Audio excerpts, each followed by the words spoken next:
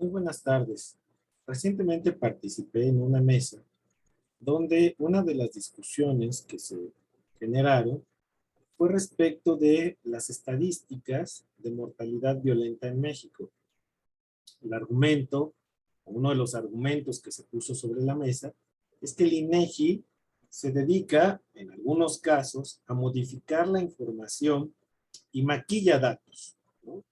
Es una de las tesis que se ha manejado históricamente para minar la confiabilidad de las instituciones generadoras de estadística, y lo que se argumentaba era un caso paradigmático de medios de comunicación de violación grave de derechos humanos, y se decía que el INEGI daba información torcida respecto de lo que había ocurrido en ese evento.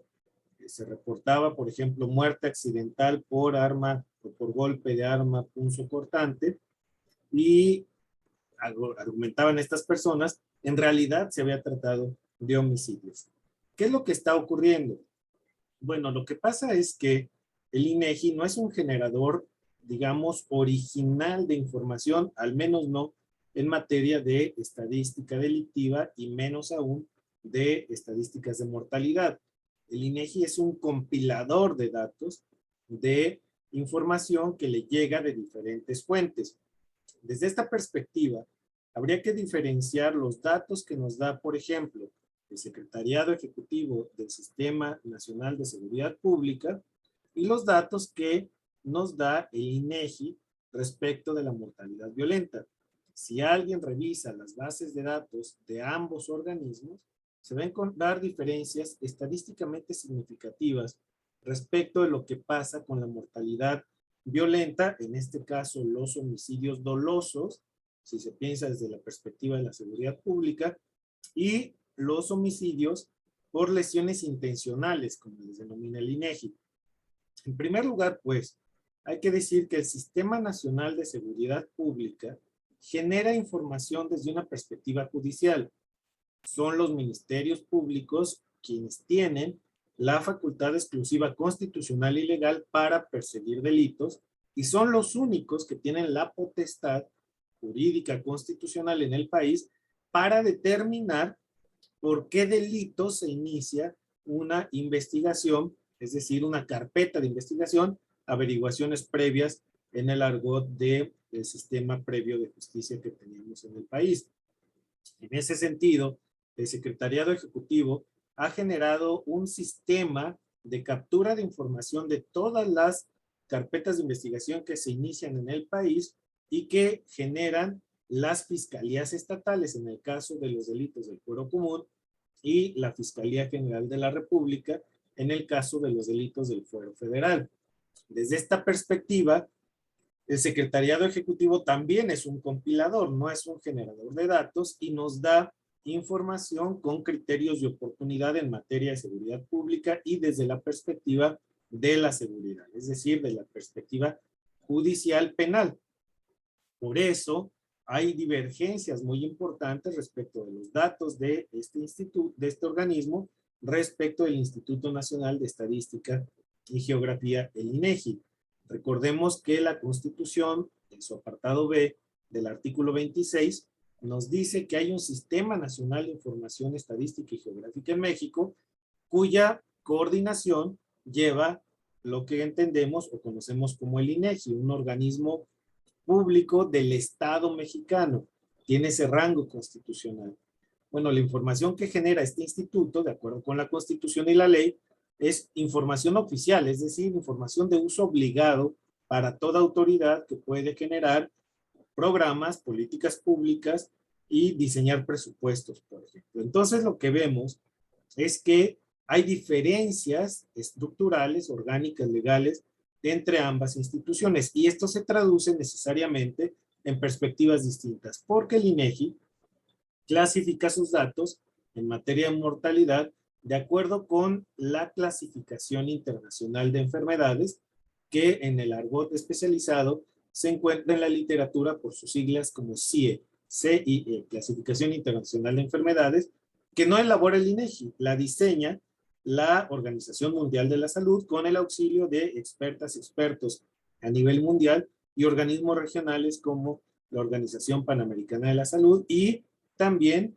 expertas y expertos responsables de la conducción, la operación de los sistemas de salud en los países que forman parte del sistema de las Naciones Unidas. De tal forma que lo que vemos es que el INEGI entonces compila su información con base en un criterio de salud pública, no con un criterio judicial. El Secretariado Ejecutivo del Sistema Nacional de Seguridad Pública entonces reporta carpetas de investigación y el INEGI reporta utilizando diferentes fuentes. Una de ellas sí son las carpetas de investigación, pero también utiliza como fuentes los datos que se generan en los servicios médicos forenses que hay en todos los estados.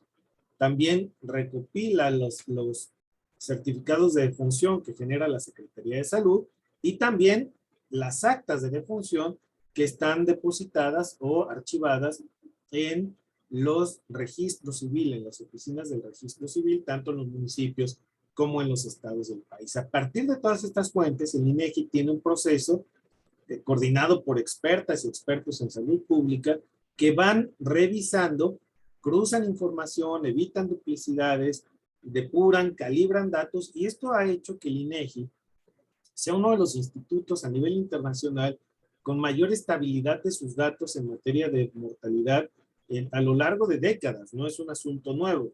De tal forma que el INEGI tiene información muy confiable, pero con menos oportunidad. Es decir, nos entrega información con casi año y medio posterior.